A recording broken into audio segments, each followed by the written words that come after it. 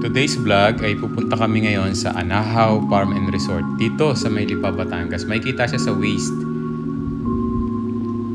At ito nga, pumasok na kami sa kanilang entrance na napakaganda. Bago nga pala kami pumunta dito ay nagpa-reserve na kami in advance. At makikita niya sa kanilang Facebook page ang mga rates ng kanilang rooms at kanilang mga food. Bago kami pumasok ay pina-register muna kami ng guard on duty. At pagkatapos noon ay dire-diretso na kami pumasok dito sa Anahaw Farm and Resort. Makikita nyo kagad sa bungad ng kanilang entrance ang napakaraming puno.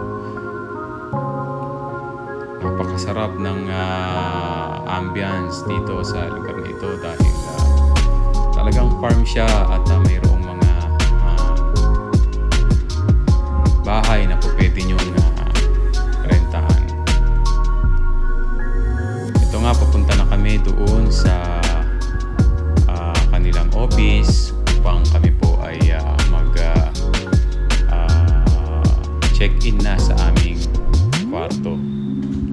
Yan, habang papunta kami doon sa opisina nila ay tinignan muna namin yung buong vicinity ng lugar ng Anahaw Farm and Resort.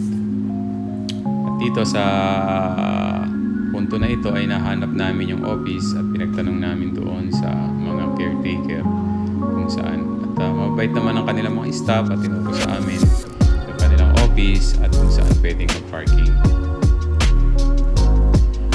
Tinignan pa namin sa bandang dulo na ito ng kanilang farm and resort. Yan.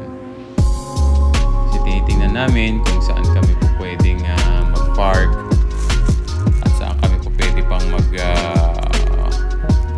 punta para pasyalan namin. At yun, nakita na nga namin yung kanilang opisina sa gawing kaliwa. Ito na yung kanilang restaurant. Yan, makikita nyo at may meron silang mga kitchen, yung kanilang mga staff. At meron din po sila ritong swimming pool. Yan. Pag nag-accommodate kayo rito, ay pwede po kayong maligo dyan sa swimming pool na yan. Yan. Napakaganda ng panahon na yan nung pumunta kami. At pagkatapos nga, ay binigyan na sa amin ang aming susi at pinuntahan na namin yung aming room assignment. At ito po ang aming room assignment, yung malapit sa events place. Yan. Actually, ito ay good for 7 packs. Yan. Nakikita nyo, yan, may mga nakaprepare ng mga unan, mga towel. At ito nga, yung aking anak at chinecheck nila yung accommodation na pinuntahan namin. Yan. Dito may second room pa rito at meron din pong mga towel. At ito naman ang kitchen area. Yan. Although hindi pwedeng magluto rito, pero pwede kayong magdala ng food kasi meron din naman silang ibibigay sa inyong corkage fee. Yan yung labas, yung garden. At tingnan naman natin yung kanilang restroom and shower area. Yan. Tamang-tama na rin yung kanilang restroom at shower area para sa amin.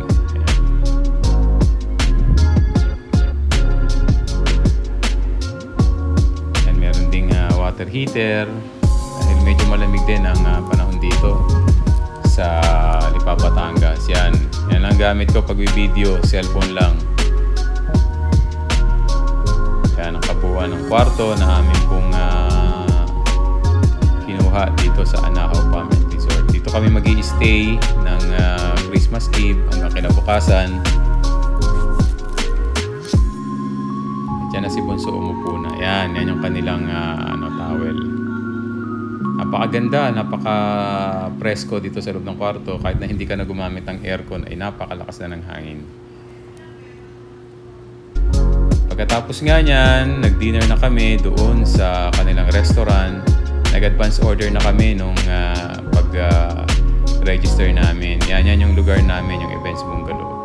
Yan ang mga in-order namin, spaghetti, fried chicken, at syempre sa akin gulay, yung pakbet. At yan, meron din kaming mga ibang dalang pagkain dyan. Yan, katulad ng pansit at iced tea. pagkain nung kumain kami sa SM Santo Tomas. At pagkatapos nga namin kumain sa kanila pong restaurant, ay po pwede kayong pumunta dito sa kanilang mga cottages. Yan. May konting kwentuhan para babalang ng aming kinain bago kami matulog.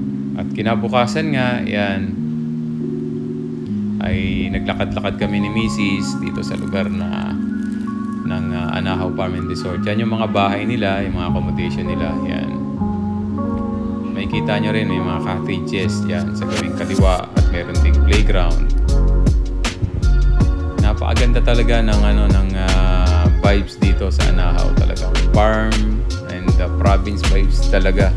Kaya ang gusto nyong makatakas doon sa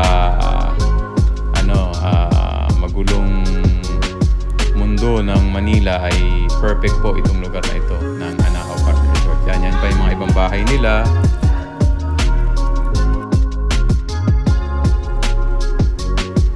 Yan, pagkatapos nga namin makita yung mga cottages ay naglakad-lakad pa kami sa bandang dulo at napakalakas ng hangin sa lugar na ito.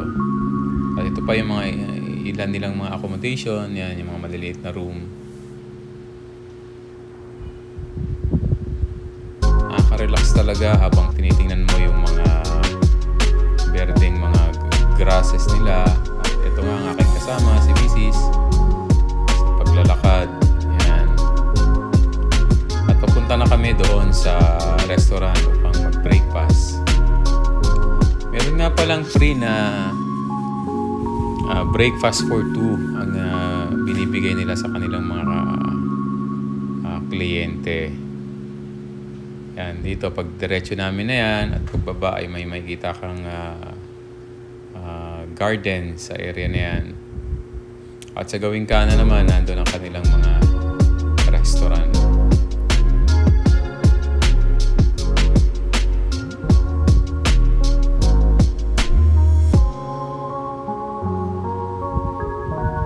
Ito na yung entrance ng kanilang restaurant at pagdating namin ay mayroon ng mga ibang kumakain. At pagpasok nga namin, nakita na kagad namin yung kaming table doon sa gawing kaliwa. At mayroon na rin mga naka-reserve dito na mga nag-rent din ng accommodation. Yan yung mga rooms nila. Doon kami sa gawing kaliwa. Tapos nga niyan ay hinain na nila sa amin ang aming breakfast yan. At kumain na kami ni Mrs. Pagkatapos namin kumain ay patuloy pa rin kaming naglakad-lakad dahil talagang napakagandang tingnan yung tanawin dito sa Anahaw. At papunta na nga kami doon sa lugar na kung saan ay tinatawag nilang Events Place.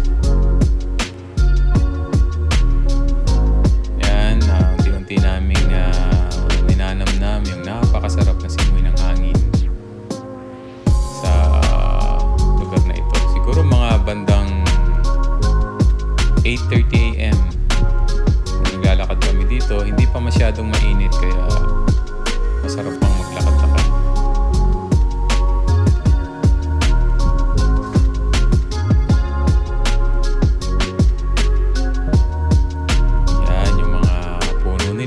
May mga numbering din at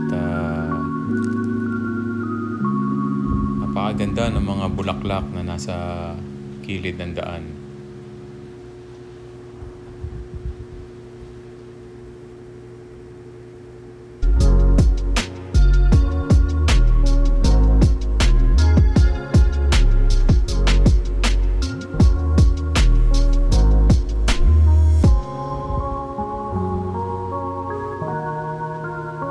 Habang naglalakad-lakad kami, nakakita kami ng duyan. At ito nga si Missy, sabi niya, sinubukan niyang magduyan kung kaya nga ba siya. At kinaya naman. Yan yung lugar na kung saan may mga cottages at mayroong mga playground. Ito yung dinaanan natin kanina. Ito yung mga cottage na pwede kayong tumambay at magkwentuhan sa lugar na yan.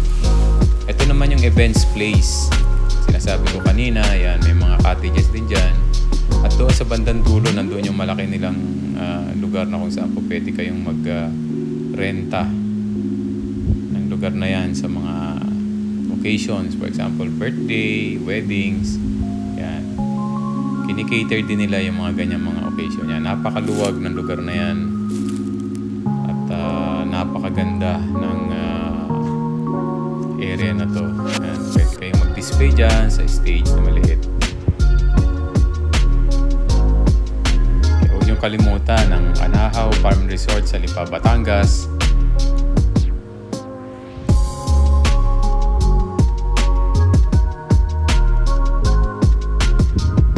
Happy travel, everyone!